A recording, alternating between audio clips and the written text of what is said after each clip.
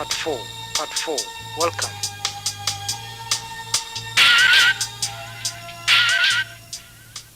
In today's world, the media environment that we live in is almost as important as the physical environment. An understanding, not so much of what the media say, as of how they say it, is called media literacy. One useful strategy in teaching media literacy is to get learners to compare different types of media presentation, both for what they communicate and how they communicate it. But in doing so, teachers will find that learners need to learn the vocabulary of different genres. News broadcasts, chat shows, game shows and sitcoms, all of these different genres, it seems, have different rules. Zubaydah Desai had this to say.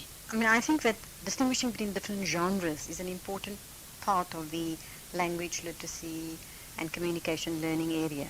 And as you would encourage learners to be able to distinguish between different genres in the printed form, I think likewise you need to be able to get learners to discern between different genres and the requirements of different genres in radio as well as television. And I think it might be easier to do it in radio and television is to ask them, what are the differences? What do you notice that's different in a news bulletin, or in a chat show, or in a drama, or in an interview? What makes for good interviews? What makes for bad interviews? I think, for example, take a news item, something dramatic happening. How was that reported on the radio? How was it reported in newspapers? How was it reported on television? Were there any differences? What were the differences? Were those differences necessary? I think what you're doing all the time is alerting learners to different requirements of different media forms. A knowledge of genres is just one among many tools that enable us to understand the media. Another important aspect of media literacy is learning to question the media. What does this mean? Professor John Van Zyl suggested how teachers can start teaching critical media literacy to learners. The best example that I can think of in terms of texts is advertisements. I think that advertisements are a very, very good way to start off any sort of media literacy program, whether they be advertisements in magazines, which are easy to access, and it tells you so much as a text, as a learning tool, in terms of saying to the students, right, what does this tell us about the relationship between the sexes? What does this tell us about something like the cigarette industry? What does this tell us about motor cars, for instance? Now, this is a very interesting example to get your students to be able to understand what the message is in an advertisement. What are they selling you? They're selling you a car. No, they're not selling you a car. They are selling you power.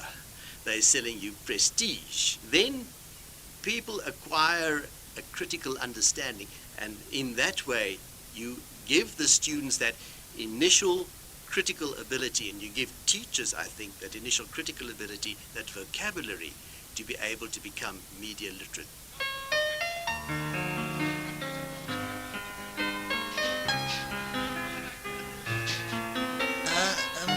Excuse me? Yes?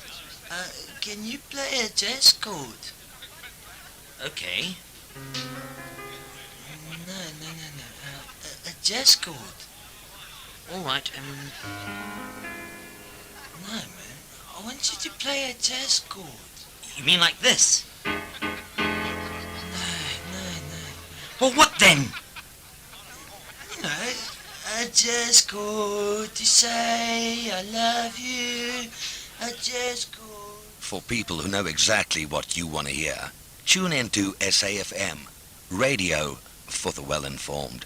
John Gultig and Mike Adendorf had this to say. I really liked that ad. I thought it was very funny. It uses a whole lot of peculiarly South African ideas to convey its message. What do you think? I think that this ad suggests something about the sort of people who would choose to listen to SAFM radio rather than another radio station. I think subtly and without saying so directly at all, the ad's saying that SAFM listeners are the sort of people who are intelligent, discerning people, kind of people who would consider themselves to be informed in their taste about cultural things. And the way ads like this work is to appeal to our confidence in our own good taste. What's also important is how much the effect of a media message like this depends on what the listeners bring to it. I think it only really works because people understand that I just called and jazz chord is similar in a very flattened South African English. If this was Britain, for instance, a jazz chord and I just called would sound very, very different. Is that what you're trying to say? Yeah, so I think it's attitudes, ideas about taste, ideas about jazz being highbrow, and all of those knowledges and attitudes that actually carry the meaning of an ad like this and help the ad to work insofar as it will help to sell the radio station. But what about the genres that we usually associate with hidden messages, like news reports, current affairs programs, and so on? Teachers try to make a distinction between media that is truthful and media that is propaganda. I mean, I think that's always been problematic because to actually decide what the truth is so problematic. And it seems to me that maybe what is a far better point to make if you want to make people media literate is to make them realize that all messages are constructions. At the end of the day, there is somebody who puts those together, whether it be an advertiser putting together an advertising message or a journalist putting together a news story, because that journalist selects certain things to put into that story. So I think what's important for me is to make people realize that everything, all media, are constructions, firstly, both at the side of the producer, but secondly, also on our side, that we bring our own interpretations. I remember showing a class of learners a news broadcast from about 1989, which dealt with a campaign which turned the city of Cape Town upside down. But the film footage was shot in Adderley Street in Cape Town on a Sunday morning when there was almost nobody in sight.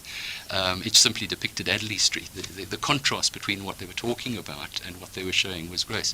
There we're talking about a deliberate hidden agenda. But what I think you're saying is that all producers of media carry agendas which are almost hidden to themselves. They may think that they are being extremely objective, conveying the truth, and that is their intention, but simply because they are producing media in one particular form, as you said, the newspaper has a limited number of pages, they know the kind of readership that they are catering for, they will choose to depict things in a certain way. The Star, the Johannesburg newspaper, its sort of slogan is, it tells it like it is. Now, tells it like it is suggests that it's telling you the truth. Now, I think it's probably true that the Star doesn't lie maliciously or deliberately, but merely by the fact that it only has a certain number of pages in it, it has to select certain stories, certain bits of news, and leave out other news.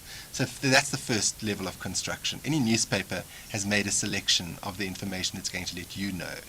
But secondly, when you write a story itself, if you're reporting on an event anywhere, the first problem is that you can't include everyone's view of that particular event. So if you're reporting a strike, you might go and try and get a number of people's opinions.